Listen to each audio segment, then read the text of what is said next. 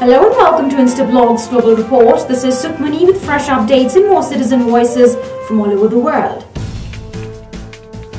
Stories for the day are: India-Pakistan resumed dialogue after 26/11 Mumbai attacks.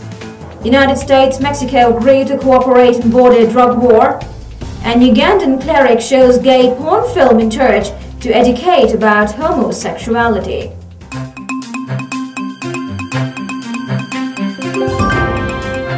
India and Pakistan have resumed dialogue after a stalemate as a result of 26/11 Mumbai attacks. CJ Karim Khan sees a silver lining in the aggravated political dispute between both the countries as a result of the beginning of the talks. This is CJ Karim Khan on Instablogs from Peshawar in Pakistan. Resuming talks for clearing the air of hostility and distrust between the two countries is certainly a breakthrough. There are speculations that the talks may not yield a significantly positive outcome, but the bright side of this return to the negotiation table is quite conspicuous. It is a silver lining in the aggravating political dispute between the neighboring countries since the Mumbai attacks well over a year now. We must remember that Rome was not built in a day and that these talks are just the beginning of a renewed effort for peace. But finally, both sides are talking, and for the optimist, it is time to celebrate and pray for lasting peace between the two nations. United States and Mexico have been holding a series of talks in El Paso to coordinate their efforts against drug war. A CJ from Mexico says the residents of Juarez are actually welcoming the U.S. role in the war against drug crime.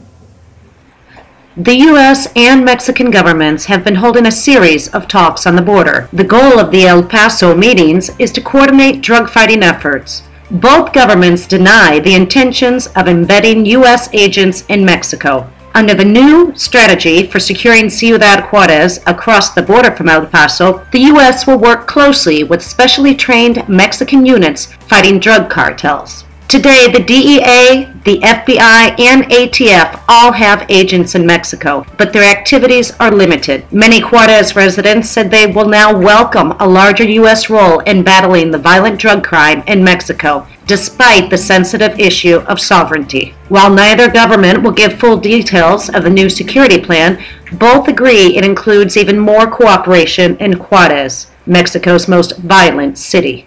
An anti-gay clergyman in Uganda has screened a gay pornographic film for about 300 people with an aim to gain support for the anti-homosexuality laws within the country.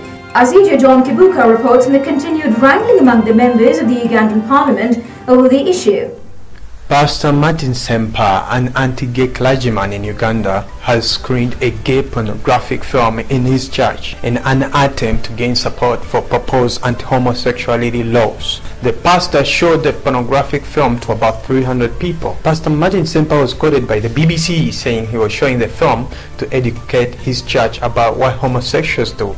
He continues further to say that in Africa, what one does in the bedroom affects the clan, the tribe, and the entire nation. The Uganda anti-gay bill, which proposes death penalty for some gay people, has caused outrage around the world. US President Barack Obama described the bill as horrible. Homosexuality is already against the law in Uganda and punishable by lengthy jail term. But supporters of the bill, including a pastor, want the punishments ramped up. Monica Mbaro from the International Gay and Lesbian Human Rights Commission condemned the pastor's behavior, writing him off as somebody who badly needs medical assistance. The anti-gay bill proposals have gained huge support among Ugandan members of parliament, but President Yoweri Museveni recently hinted that he was coming under huge international pressure to scrap the homosexuality bill. If you want your voice to be heard by millions, let InstaBlogs be your choice. You can contact us at cj@instablogs.com. That's all for today's show. We'll be back with fresh updates and more citizen voices. Till then, it's goodbye from the entire team of Global.